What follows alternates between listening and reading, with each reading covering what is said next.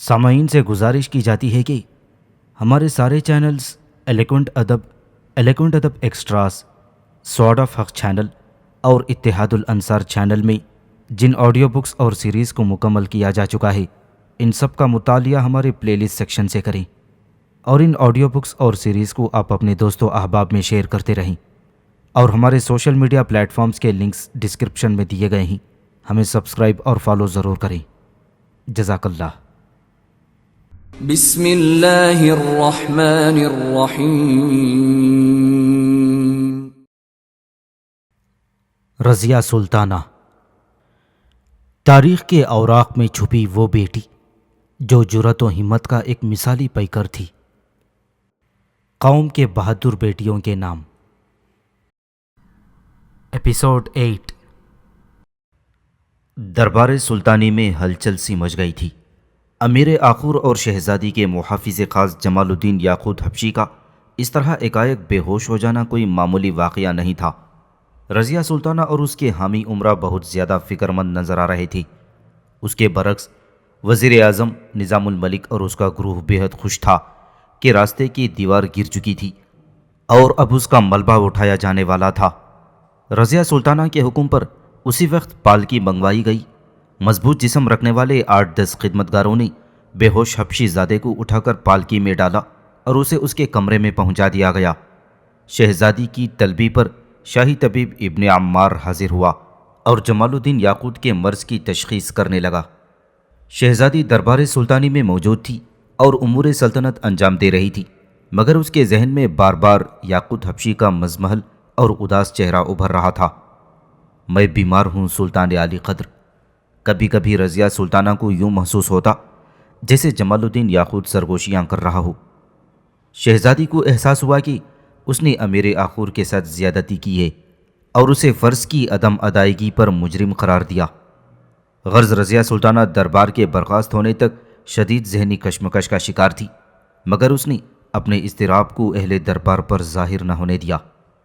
پھر جب وہ امور سلطنت سے فراغت پا کر اپنی خوابگاہ میں پہنچی تو کنیز خاص فردوس اس کی منتظر تھی۔ کیسا ہے جمال الدین یاقوت؟ اگرچہ رضیہ کے لہجے سے آمیریت کا رنگ نمایاں تھا، لیکن چہرے سے تشویش جھلک رہی تھی۔ ابھی تک بے ہوش ہے، فردوس نے آہستہ سے کہا، مگر شہزادی سے اس کی آواز کی خلش پوشیدہ نہ رہ سکی۔ شاہی طبیب بدل بدل کر دوائیں دے رہے ہیں، مگر کسی قسم کا افاقہ نظر نہیں آتا۔ رضیہ سلطانہ گہری سوچ میں ڈوب گئی۔ حکیم مسعود رازی وزیر اعظم ہند کی خلوت میں داخل ہوا اور اس نے 3 بار نظام الملک کی خدمت میں فرشی سلام پیش کیا۔ رازی، میں تیرے علم کی وسعتوں کا قائل ہوں۔ نظام الملک کے لہجے میں بڑی سرشاری تھی۔ میں تیرے ہر دعوے پر ایمان لے آیا ہوں۔ تو صرف مردوں میں ہی جان نہیں ڈال سکتا، جیتے جاگتے اور تندرست و توانا انسانوں کو بھی قبر میں پہنچا سکتا ہے۔ حضور کا یہ اعتراف میرے لیے سب سے قیمتی سرمایہ ہے۔ حکیم رازی دوزانو ہو کر وزیر اعظم کے سامنے بیٹھ گیا۔ تیرے علم کے مطابق اب وہ حبشی زادہ اور کتنے دن کا مہمان ہے؟ نظام الملک نے اس ضمیر فروش طبیب سے پوچھا جس نے دربار سلطانی میں نشست حاصل کرنے کے لیے ایک وفادار سلطنت کو قبر کے نزدیک پہنچا دیا تھا۔ چراغ کا تیل خشک ہو چکا ہے اور ہوا کے جھونکے بہت تیز ہیں۔ حکیم رازی کے ہونٹوں پر بڑی عیارانہ مسکراہٹ رقص کر رہی تھی۔ کسی بھی وقت بجھ سکتا ہے، مگر چونکہ جمال الدین یاقوت مضبوط اعصاب کا نوجوان ہے، اس لیے میں اسے زیادہ سے زیادہ 15 دن کا وقت دیتا ہوں۔ اب وہ ہوش میں نہیں آئے گا۔ یاد رہے کہ طبیب خاص ابن عمار اس کا علاج کر رہا ہے۔ ایکائک نظام الملک کچھ فکر مند سا نظر آنے لگا تھا۔ تو ابن عمار کے بارے میں نہیں جانتا؟ وہ ایک طبیب حاذق ہے، عربی النسل، بے پناہ مشاہدہ رکھتا ہے اور انتہائی نیک سیرت انسان ہے۔ تو نے جس علم میں مہارت خاص حاصل کی ہے وہ اس کے قریب جانا بھی پسند نہیں کرتا۔ خدا نے اس کے ہاتھوں ایسے ایسے مریضوں کو شفا دی ہے جن کی قبریں تک کھودی جا سکتی ہیں۔ ابن عمار؟ حکیم مسعود رازی کے چہرے کا رنگ بگڑ گیا تھا۔ یہ تو سلطان عالی مقام کا ادب ہے کہ نمک خوار اپنی زبان نہیں کھولتے، ورنہ میرا اور ابن عمار کا کیا مقابلہ؟ مگر ہاں، لقمان سے اس موضوع پر گفتگو ہو سکتی تھی۔ جالینوس اور بو علی سینا میرے علم کو سمجھ سکتے تھے۔ حکیم مسعود رازی بہت زیادہ جذباتی نظر آ رہا تھا۔ یہ بے علم شاہی طبیب اور میں بخدا ہرگز نہیں، خاک کو آسمان سے کیا نسبت۔ حکیم رازی اپنی لفظنی کے سہارے وزیر اعظم کے دل و دماغ پر مسلط ہونا چاہتا تھا، مگر وہ نہیں جانتا تھا کہ نظام الملک کون ہے۔ بس رازی، بس کر، تو بہت ہی زیان بک چکا۔ نظام الملک نے عرش کی فضاؤں میں پرواز کرنے والے حکیم کو ایک زمین پر پٹک دیا۔ میں تجھ سے پوچھ رہا ہوں کہ کیا جمال الدین یاقوت کا علاج ممکن ہے؟ کہیں ابن عمار تیرے دیے ہوئے زہر کا تریاق تو تلاش نہیں کر لے گا؟ حکیم رازی اپنی کھال میں واپس لوٹ آیا اور گداگروں کے لہجے میں بات کرنے لگا۔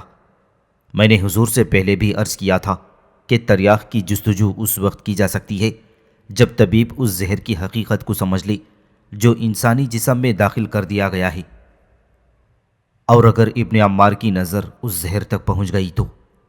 نظام الملک کچھ پریشان سا نظر آ رہا تھا۔ یہ تو وہی بات ہوئی حضور کہ سورج مغرب سے نکل آیا۔ حکیم رازی کا لہجہ ایک بار پھر بدل گیا۔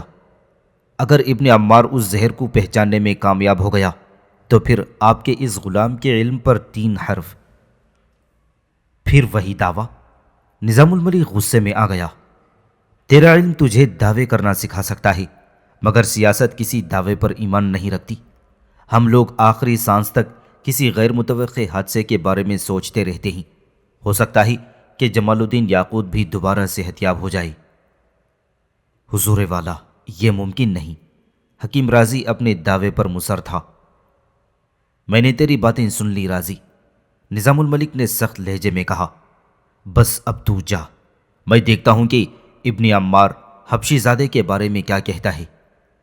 حکیم رازی تھکے تھکے قدموں سے واپس چلا گیا۔ حکیم رازی کے جاتے ہی نظام الملک نے اپنی خدمتگار خاص کو طلب کرتے ہوئے کہا، شاہی طبیب کو ہماری خدمت میں پیش کرو۔ خدمتگار پلٹا ہی تھا کہ نظام الملک نے کچھ سوچتے ہوئے اپنا ارادہ بدل دیا۔ ٹھہرو، ہم خود ابن عمار سے ملاقات کریں گے۔ خدمتگار دست پستہ کھڑا رہا اور نظام الملک اپنی خلوتگاہ سے نکل کر جمال الدین یاقوت کے کمرے کی طرف جانے لگا۔ پھر وزیر اعظم اس کمرے میں داخل ہو گیا جہاں یاقوت حبشی اپنی آخری سانسیں لے رہا تھا۔ نظام الملک کو دیکھ کر طبیب شاہی ابن عمار احتراماً کھڑا ہو گیا۔ نظام الملک آہستہ آہستہ آگے بڑھا اور جمال الدین کے بستر کے قریب جا کر ٹھہر گیا۔ سانولی رنگت کا نوجوان جس کے چہرے پر کبھی زندگی کی آگ روشن تھی، اس وقت نیم مردہ حالت میں لیٹا ہوا تھا۔ اے طبیب حاذق، ہمیں بتا کہ اس جانثار سلطنت کا کیا حال ہے؟ نظام الملک بڑے منافقانہ لہجے میں ابن عمار سے مخاطب ہوا تھا۔ اب کچھ بہتر ہے، ابن عمار نے یاقوت حبشی کی طرف دیکھتے ہوئے کہا۔ تھوڑی دیر پہلے تو اس کا دل بھی ڈوبا جا رہا تھا، اس وقت نبض کی رفتار مضبوط ہے اور ایک بڑا خطرہ ٹلتا ہوا محسوس ہو رہا ہے۔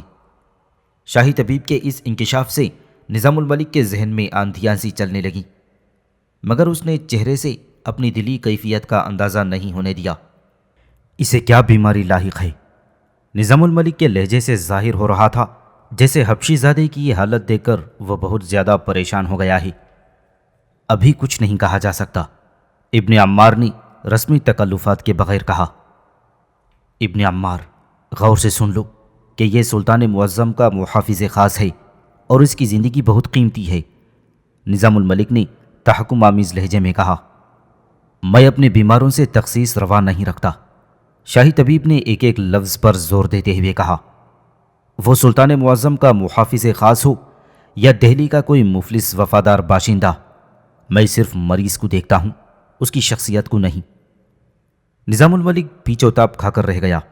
وہ ابن عمار کی آزادانہ طبیعت سے واقف تھا کہ یہ شخص غلاموں کی طرح اس کے آگے سر خم نہیں کرے گا۔ مجبوراً وزیر اعظم شاہی طبیب کو خوشمگی نظروں سے دیکھتا ہوا واپس چلا گیا تھا۔ رضیہ سلطانہ بہت زیادہ پریشان تھی۔ سلطنت دہلی کے شہسوار برق کی طرح لپک رہی تھی، مگر 5000 نو مسلم راجپوتوں کا دور دور تک کوئی پتہ نہیں تھا۔ قصر شاہی کے بامو در پر رات کے سائے اتر آئی۔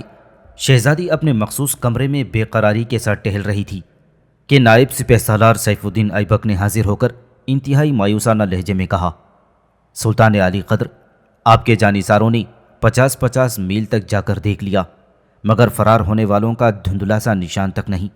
ایسا لگتا ہی کہ زمین نے انہیں نگل لیا ہو۔ ان کا سراغ بہت ضروری ہے۔ رضیہ سلطانہ کا لہجہ انتہائی تند و تیز تھا۔ میں نہیں جانتی کہ وہ کس لیے مسلمان ہوئے تھے اور اچانک رات کی تاریکی میں کیوں فرار ہو گئے۔ غلام بھی سخت عاجز و پریشان ہے۔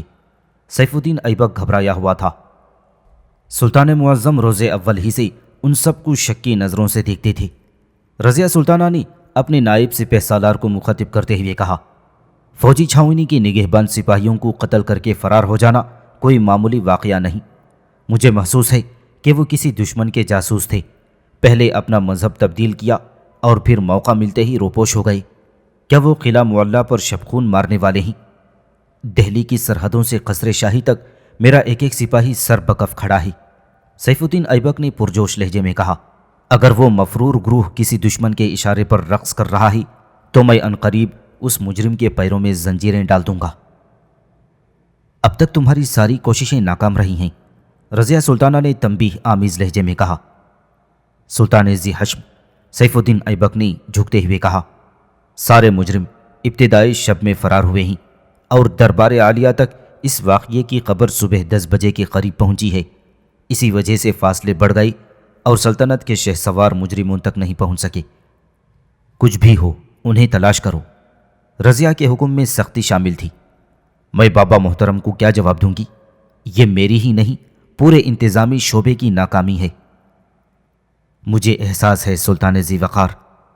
نائب سپہ سالار سیف الدین ایبک بھی اس خیال سے پریشان تھا کہ اگر ان مفرور راجپوتوں نے کوئی ہنگامہ کھڑا کر دیا تو دہلی کا نظم و نسق زیر و زبر ہو کر رہ جائے گا۔ دارالحکومت کی حفاظت کے لیے 10,000 سے زیادہ فوج نہیں تھی۔ اگر وہ راجپوت قلعے پر حملہ کر دیتے تو یقیناً بڑا کچھ تو خون ہوتا اور وفاداران سلطنت ہمیشہ کے لیے اپنے حکمران کی نظروں میں تذلیل ہو کر رہ جاتی۔ سیف الدین ایبک انہی پریشان خیالات میں الجھا ہوا تھا کہ شہزادی رضیہ سلطانہ اس سے مخاطب ہوئی۔ ایبک، کیا تمہیں معلوم ہے کہ سلطان معظم نے زیر تعمیر فوجی چھاؤنی کی نگرانی کس کے سپرد کی تھی؟ یہ خادم اس کے سوا کچھ نہیں جانتا کہ وہاں سے 50 سپاہیوں کی لاشیں ملی ہیں جو یقیناً چھاؤنی کے محافظ ہوں گے۔ سیف الدین ایبک نے اپنی لا علمی کا اظہار کرتے ہوئے کہا، میں سمجھتی ہوں کہ سلطان معظم مشتبہ انسانوں کے اتنے بڑے ہجوم کو آزاد چھوڑ کر گوالیار تشریف لے گئے ہوں گے۔ میں نہیں سمجھتی کہ سلطان معظم مشتبہ انسانوں کے اتنے بڑے ہجوم کو آزاد چھوڑ کر گوالیار تشریف لے گئے ہوں گے۔ رضیہ سلطانہ اپنی فطری ذہانت سے ہر امکان کی موجودگی پر غور کر رہی تھی۔ پھر وہ کون شخص ہے جو اس واقعے کا ذمہ دار ہے؟ رضیہ کی آواز سے غصے کا اظہار ہونے لگا تھا۔ اب اس میں کسی شک کی گنجائش نہیں رہی کہ یہ واقعہ ایک نامعلوم سازش کے زیر اثر رونما ہوا ہے۔ سیف الدین ایبک نے محتاط لہجے میں اپنی رائے کا اظہار کرتے ہوئے کہا، بڑی رازداری کے ساتھ مجرموں کو ڈھونڈا جائے اور پھر اس ہاتھ کو تلاش کرو جس کے اشارے پر یہ سب کچھ ہوا ہے۔ سلطان معظم کے جانثار رات کے اندھیرے میں بھی مجرموں کا تعاقب کر رہے ہیں۔ سیف الدین ایبک نے اپنی کارکردگی کی تفصیل بتاتے ہوئے کہا، اور یہ تعاقب اس وقت تک جاری رہے گا جب تک ایک ایک مفرور زنجیریں پہن کر آہنی سلاخوں کے پیچھے نہیں چلا جاتا۔ یہ کہہ کر سیف الدین ایبک واپس چلا گیا۔ نائب سپہ سالار کے جاتے ہی وزیر اعظم نظام الملک نے باریابی کی اجازت چاہی اور حسب عادت تخلیے کی درخواست کی۔ رضیہ سلطانہ نے فردوس کو اشارہ کیا اور کنیز خاص خون کے گھونٹ پیتی ہوئی برابر کے کمرے میں چلی گئی۔ اس بار بھی نظام الملک نے فردوس کو ہوسآلود نظروں سے دیکھا تھا۔ تخلیہ ہوتے ہی نظام الملک نے مؤدبانہ لہجے میں عرض کیا، سلطان علی قدر، کیا فرار ہونے والے راجپوتوں کا کچھ پتہ چلا؟ وزیر اعظم ہند کی آواز بڑی سرد تھی جس سے انتہائی بے حسی کا اظہار ہو رہا تھا۔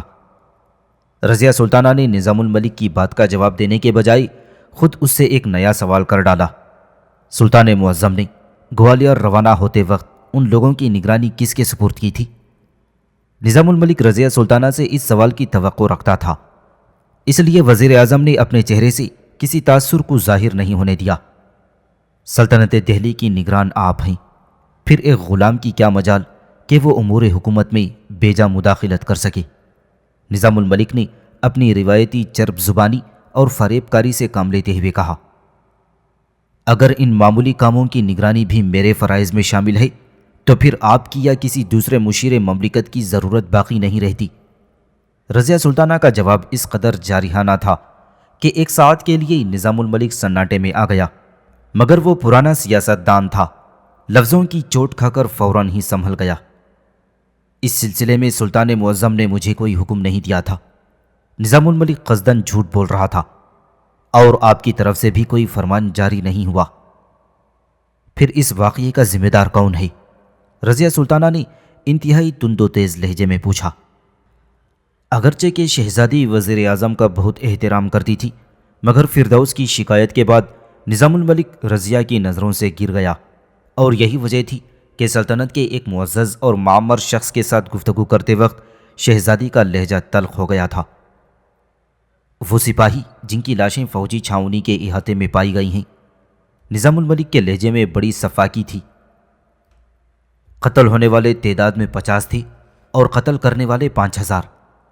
اب رضیہ سلطانہ کے لہجے کی تلخی کچھ اور نمایاں ہو گئی تھی۔ مقتولین کی لاشیں ہی اس بات کا ثبوت ہے کہ وہ فرش شناس بھی تھے اور وہ اپنے عہد کے سچے بھی۔ باقی ذمہ دار لوگ کہاں ہیں؟ میں ان سے باز پرس کرنا چاہتی ہوں کہ اتنا بڑا ہنگامہ برپا ہو گیا اور وہ اپنے عشرت قدوں میں گہری نیند سوتے رہے۔ نظام الملک کو اندازہ ہو گیا تھا کہ نوعمر شہزادی کے ذہن کی رسائی کہاں تک ہے اور اس کے تیور کتنے خطرناک ہیں۔ یہی سوچ کر شاطر سیاست دان نے ایک نئی چال چلی۔ نظام الملک اپنی اس چال سے شہزادی کو مات دینا چاہتا تھا۔ اگر سلطان ذی قدر اس نمکوار کا مشورہ قبول کریں تو سارے معاملات کو پسے پشت ڈال کر صرف مفرور راجپوتوں کو تلاش کریں گے۔ اگر سلطان معظم کی واپسی سے پہلے وہ مجرم ہاتھ نہیں آئی تو آپ کی بڑی بدنامی ہوگی۔ یہ کہہ کر نظام الملک نے رخصت کی اجازت چاہی۔ کیا آپ اس سلسلے میں حکومت کی کوئی مدد نہیں کریں گے؟ اب رضیہ سلطانہ کے لہجے میں تلخی کے ساتھ طنز بھی شامل تھا۔ یہ نمکخوار اپنے فرائض سے بخوبی آگاہ ہے۔ نظام الملک نے پھر چرب زبانی سے کام لیا۔ آپ ابھی کم سن ہیں، اس لیے وفاداران سلطنت کے مزاج سے واقف نہیں۔ شاہ کے ہونٹوں کو جنبش بھی نہیں ہوتی اور غلام اپنی قربانی پیش کرنے کے لیے مقتل کی طرف روانہ ہو جاتے ہیں۔ آپ مطمئن رہیں، میں اپنے ذرائع سے ان مجرموں کو ڈھونڈ رہا ہوں۔ یہ کہہ کر نظام الملک آہستہ آہستہ قدموں سے واپس چلا گیا تھا۔ نظام الملک کے جاتے ہی فردوس شہزادی کے کمرے میں آ گئی۔ کنیز خاص کے چہرے پر اذیت و کرب کے گہرے سائے لرز رہے تھے۔ پھر وہی نادانی کی باتیں، وہی بے سبب کڑھنا اور اپنی جان کو جلانا۔ رضیہ نے مصنوعی غصے کے ساتھ کہا، شہزادی عالیہ کو کیا خبر کہ میں فرشتہ اجل کی خونخوار آنکھوں سے بچ کر آئی ہوں۔ فردوس نے درپردہ سب کچھ بیان کر دیا۔ ہر طرف ایسی ہی خونخوار آنکھیں ہیں، کس کس سے بچے گی؟ رضیہ کے سرخ و سفید چہرے پر بھی اذیت و کرب کا دھواں نظر آنے لگا تھا۔ تیری آقازادی بھی انہی بدخواہ آنکھوں کا نشانہ بنی ہوئی ہے۔ میں نہیں سمجھتی تھی کہ نظام الملک اس قدر عیار اور جھوٹا شخص ثابت ہوگا۔ خدا کا شکر ہے کہ آپ نے اسے جلد ہی پہچان لیا۔ فردوس نے ٹھنڈا سانس بھرتے ہوئے کہا، میں تیری شکر گزار ہوں فردوس کہ تو نے مجھ سے وزیر اعظم کا تعارف کروا دیا۔ رضیہ سلطانہ نے عجیب سے لہجے میں کہا۔ اس کی غزالی آنکھیں ایک خوبصورت فانوس پر جمی ہوئی تھیں جس کی موم بتیاں تقریباً پگھل چکی تھیں اور روشنی آہستہ آہستہ زائل ہوتی جا رہی تھی۔ بجھتے ہوئے فانوس کو دیکھ کر رضیہ سلطانہ کو یاقوت حبشی کا خیال آ گیا۔ جمال الدین کیسا ہے؟ شہزادی نے اپنی کنیز خاص سے سوال کیا۔ میں کچھ دیر پہلے وہاں گئی تھی، فردوس نے اداس لہجے میں کہا۔ ابھی تک اسے ہوش نہیں آیا ہے۔ ہمارا جی چاہتا ہے کہ ہم بھی اس کی عیادت کو جائیں، مگر حجاب مانے ہیں۔ رضیہ سلطانہ نے مسند سے اٹھتے ہوئے کہا۔ حجاب کیوں مانے ہیں؟ فردوس نے آقازادی کے چہرے کو غور سے دیکھا۔ آج رضیہ سلطانہ کسی قدر بدلی ہوئی نظر آ رہی تھی۔ وہ ایک نامحرم شخص ہے۔ شہزادی کے لہجے سے ایک خاص تاثر نمایاں تھا۔ ہر قدم پر دشمن گھات لگائے بیٹھے ہیں، موقع ملتے ہی نہ جانے کیسے کیسے افسانے تراش لیں گے۔ آخر آپ وہاں کیوں جانا چاہتی ہیں شہزادی حضور؟ فردوس بڑی ذہانت سے سوال کر رہی تھی۔ کیا ایک خدمتگار کے لیے یہ اعزاز کافی نہیں ہے کہ شاہی طبیب اس کا علاج کر رہا ہے؟ وہ ہمارا محافظ خاص ہے، رضیہ سلطانہ نے دوبارہ مسند پر بیٹھتے ہوئے کہا۔ اس نے بابا محترم کی خاطر اپنے جسم پر بہت زخم کھائے ہیں۔ بندہ و آقا میں اتنا فرق نہیں ہونا چاہیے کہ کوئی مالک اپنے نوکر کی مزاج پرسی تک نہ کر سکے۔ فردوس کے چہرے پر خوشی کا تیز رنگ ابھر آیا۔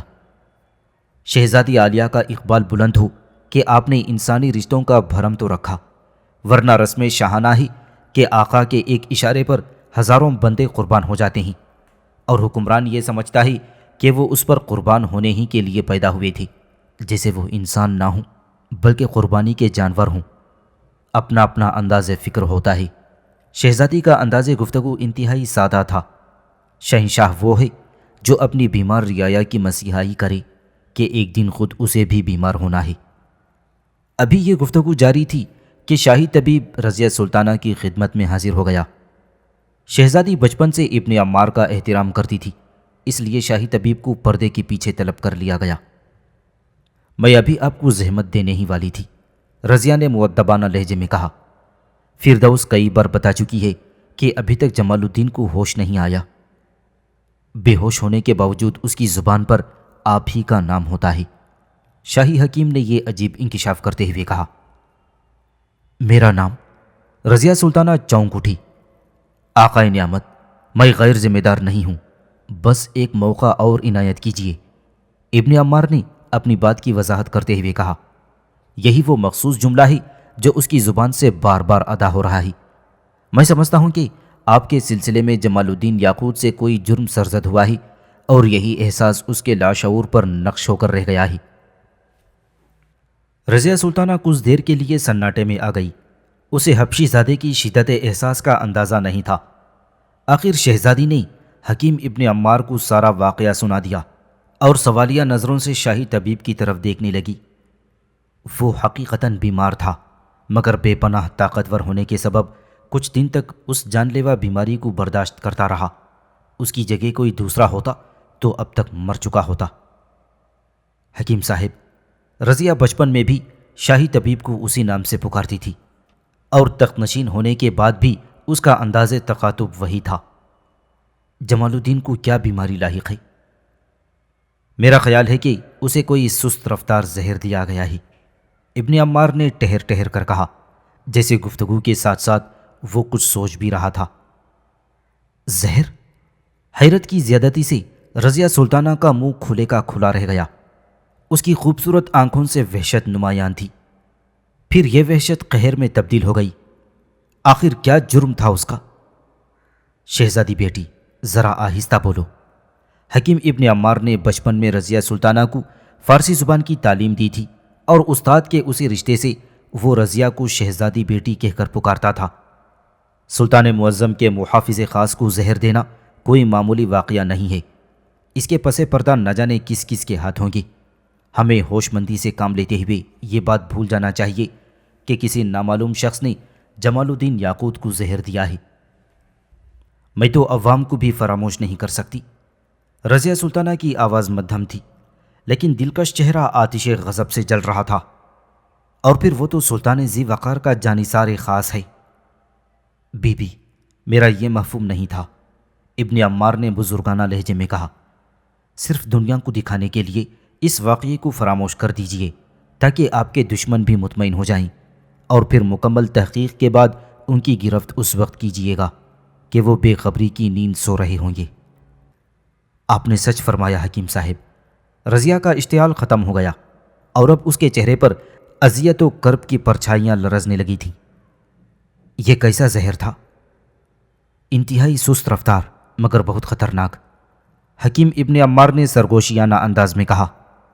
اگر جمال الدین یاقوت مر جاتا تو ریاست کے سارے اتباع یہی سمجھتے کہ محافظ خاص اپنی طبی موت مرا ہے، پھر اس کے دشمن بڑی آسانی کے ساتھ اپنی کوششوں میں کامیاب ہو جاتی۔ سلطنت کا ایک جانثار قتل بھی کر دیا جاتا، اور قاتلوں کے دامن بھی انسانی خون کے داغوں سے محفوظ رہتے۔ سلطنت کا ایک جانثار قتل بھی کر دیا جاتا، اور قاتلوں کے دامن بھی انسانی خون کے داغوں سے محفوظ رہتے۔ اے میرے خدا! رضیہ سلطانہ کے لہجے میں کرب بھی تھا اور غصہ بھی۔ حکیم صاحب، اس طرح تو آپ قاتلوں کی معافی کی سفارش کر رہے ہیں۔ یہ قاتلوں کی سفارش نہیں شہزادی بی بی، ابن عمار نے افسردہ لہجے میں کہا۔ ہماری مجبوری ہے، ہم کسی طرح بھی قاتلوں کو قاتل ثابت نہیں کر سکتے۔ یہ تو بس خدا کا کرم ہے کہ میں حقیقت حال تک پہنچ گیا تھا، مگر میرے دعوے کو ہندوستان کا کوئی طبیب تسلیم نہیں کر سکتا۔ آخر ایسا کیوں؟ رضیہ سلطانہ حکیم ابن عمار کی گفتگو کا مفہوم سمجھنے سے قاصر تھی۔ آپ ذرا میرے ساتھ جمال الدین یاقوت کے کمرے تک تشریف لے چلیں، پھر آپ کو اس ناچیز کی مجبوریوں کا علم ہو جائے گا۔ حکیم نے شہزادی سے درخواست کی۔ رضیہ سلطانہ کچھ دیر تک سوچتی رہی، پھر اس نے فردوس کو اشارہ کیا۔ کنیز خاص تیزی سے دروازے تک گئی اور محافظ سپاہیوں کو مخاطب کرتے ہوئے بولی، شہزادی عالیہ امیر آخور کی عیادت کے لیے تشریف لے جانا چاہتی ہیں۔ محافظوں نے سر جھکا دیا اور پھر چند لمحوں میں سلطنت دہلی کے 50 مسلح جانباز رضیہ سلطانہ کے کمرے کے گرد جمع ہو گئے تھے۔ شہزادی نقاب پہن کر باہر نکلی۔ حکیم ابن عمار اور کنیز فردوس اس کے پیچھے پیچھے تھے۔ 25 مسلح محافظ شہزادی سے کچھ فاصلے پر آگے آگے چل رہے تھے اور 25 سپاہی عقب میں تھے۔ رضیہ سلطانہ یاقوت حبشی کے کمرے میں داخل ہوئی۔ جمال الدین کے کمرے کی حالت دیکھ کر شہزادی اداس ہو گئی۔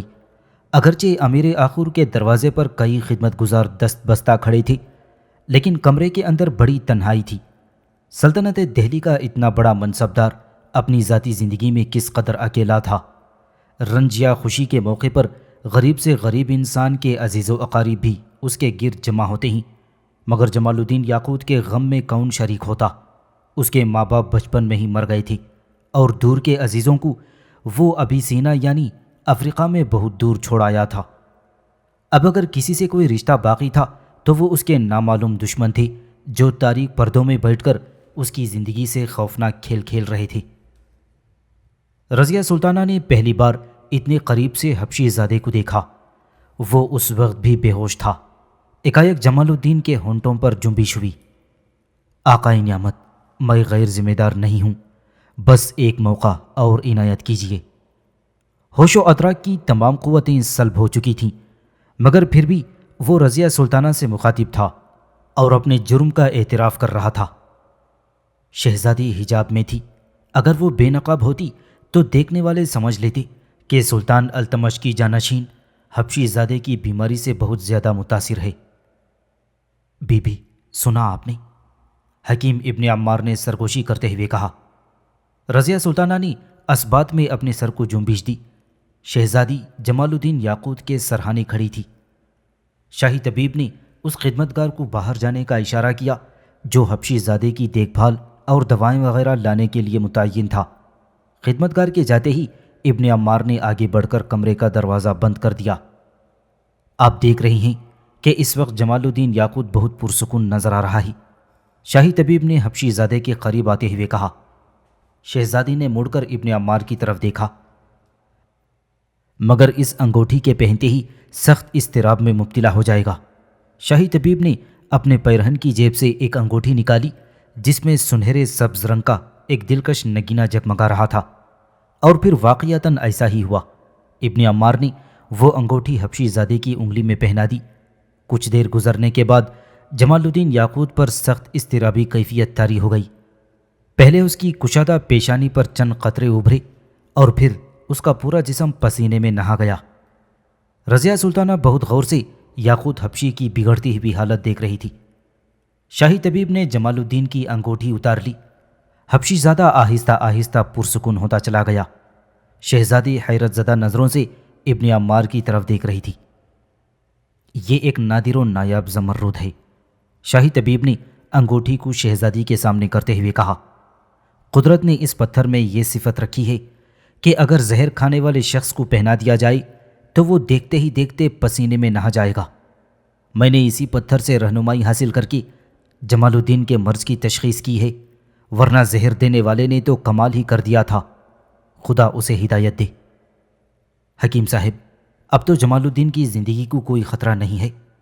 رضیہ سلطانہ نے فکر مند لہجے میں پوچھا۔ انشاءاللہ اب یہ ٹھیک ہو جائے گا، شاہی طبیب نے حبشی زادے کی نبض پر ہاتھ رکھتے ہوئے کہا، قلب کی رفتار متوازن ہو چلی ہے، مجھے صرف جمال الدین کے ہوش میں آنے کا انتظار ہے، پھر اس کی جسمانی کیفیات کا اندازہ کر کے اس مخصوص زہر کا تریاق ڈھونڈا جائے گا۔ اور زہر دینے کا عمل؟ شہزادی نے شاہی طبیب سے سوال کیا۔ جمال الدین کو کھانے کے ذریعے زہر دیا گیا ہے، اور میرے اندازے کے مطابق یہ عمل کئی ماہ سے جاری تھا، ابن عمار نے کچھ سوچتے ہوئے کہا۔ رضیہ سلطانہ نے مبہم انداز میں اپنے سر کو جنبش دی اور اپنے محافظ دستے کے ساتھ واپس چلی گئی۔ دوسرے دن نماز فجر کے بعد رضیہ سلطانہ کی سواری حضرت قطب الدین بختیار کاکی رحمۃ اللہ علیہ کی خانقاہ کی طرف جا رہی تھی۔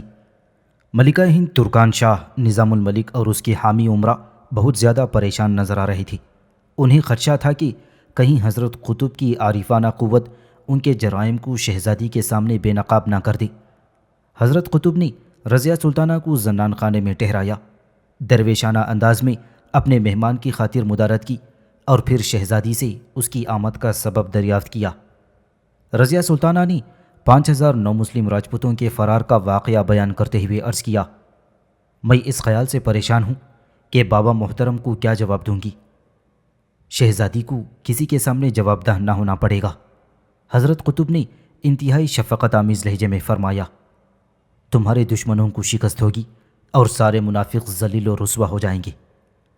حضرت قطب کی زبان مبارک سے ادا ہونے والے کلمات کا یہ اثر تھا کہ رضیہ سلطانہ کا بے قرار دل ٹھہر گیا۔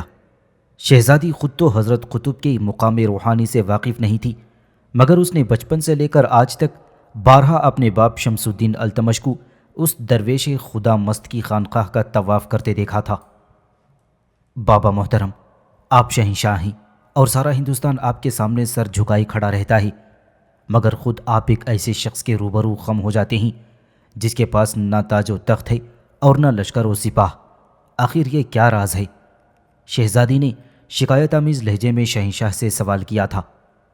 جواب میں سلطان التمش نے بیٹی کو مخاطب کرتے ہوئے کہا تھا، منصب سلطانی تک پہنچنے سے پہلے تمہارا باپ ایک غلام تھا، پھر خداوند ذوالجلال نے میری یہ زنجیر غلامی کاٹ دی، مگر جب میں حضرت قطب کی دربار معرفت میں حاضر ہوا تو مجھ پر یہ حقیقت منکشف ہوئی کہ میرے مال و منال، تاج و تخت، طبل و علم اور کلاہ اور سپاہ کی کوئی حیثیت ہی نہیں۔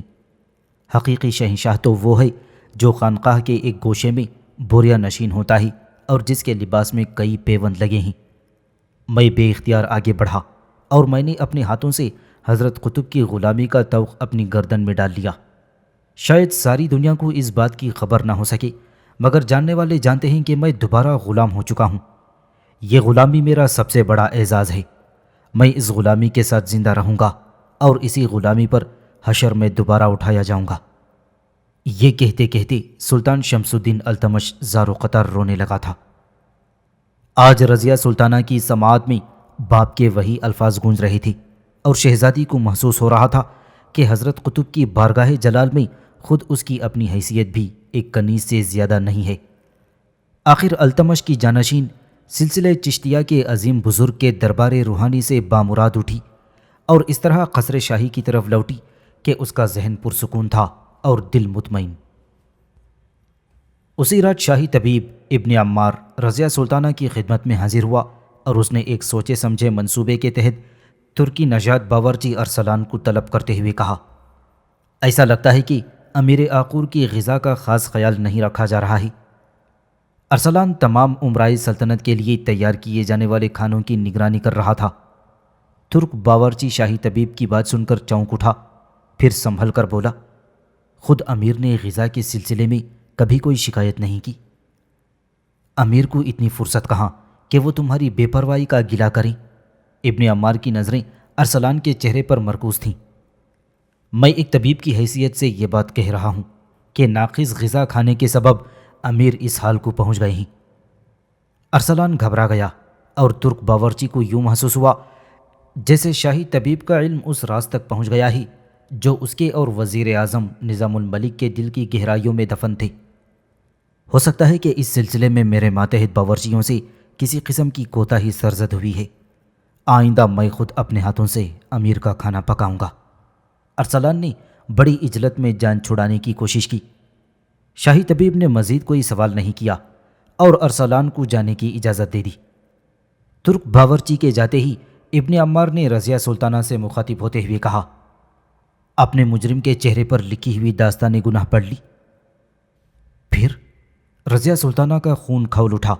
مجھے فوری طور پر اس کا محاسبہ کرنا ہوگا تاکہ اصل مجرم فرار نہ ہونے پائے۔ سلطان معظم کو واپس آنے دیجیے، ابن عمار نے رضیہ کو سمجھاتے ہوئے کہا۔ جلد بازی سے ہرگز کام نہ لیجیے گا۔ شاہی طبیب حق نمک ادا کر رہا تھا۔ آپ کے دشمن بہت ہوشیار ہیں۔ یہ تو محض تائید غیبی تھی کہ میرا دھیان زہر کی طرف چلا گیا تھا، ورنہ علم طب کے ذریعے ثابت نہیں کیا جا سکتا کہ سلطنت دہلی کے امیر آخور کو آہستہ آہستہ قتل کیا جا رہا تھا۔ مگر اس طرح تو دشمنوں کی دست درازیاں اور بڑھ جائیں گی۔ شہزادی کے جسم میں لہو کی گردش تیز ہو گئی۔ انسانی زندگی کی حفاظت تو مالک ارض و سما ہی کرتا ہے، تاہم بندوں پر فرض ہے کہ وہ اس کی دی ہوئی عقل کے مطابق اپنے دفاع کی تدبیر کرتے رہیں۔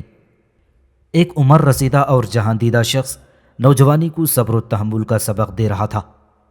آپ مطبخ خانے کے تمام ملازمین کو اسی وقت تبدیل کر دیں اور کوئی غذا آپ اس وقت تک نہ کھائیں جب تک کہ قصر شاہی کی بلیوں اور پرندوں پر اس کی آزمائش نہ ہو جائے۔ میں کسی کنیز یا خدمتگار کو اس امتحان سے گزارنے کے حق میں نہیں ہوں، آخر وہ بھی انسان ہوتے ہیں۔ شہزادی نے کوئی جواب نہیں دیا۔ اس کے جذبات پر عقل غالب آ گئی، اور آپ اپنے حامی عمرہ کو بھی رازداری کے ساتھ اس بات کی ہدایت کر دیں۔ ابن عمار نے مشورہ دیتے ہوئے کہا، خدا سلطان اور آل سلطان کو اپنی امان میں رکھے۔ ہم آپ کے بہت شکر گزار ہیں۔ رضیہ سلطانہ کے چہرے اور لہجے دونوں سے ہی گہری ممنونیت کا اظہار ہو رہا تھا۔ اب مجھے اجازت دیجیے، یہ کہہ کر ابن عمار اٹھ کھڑا ہوا۔ دیکھوں کہ امیر آخور کس حال میں ہیں۔ جب تک وہ صحت یاب نہیں ہو جاتا میری فکر برقرار رہے گی۔ بہت وفا شعار اور فرض شناس نوجوان ہے۔ شاہی طبیب واپس چلا گیا اور شہزادی کی آنکھوں کے سامنے وہ منظر دوبارہ ابھر آیا۔ حبشی زادہ بے ہوشی کے عالم میں بھی اپنی آقائے نعمت کو پکار رہا تھا۔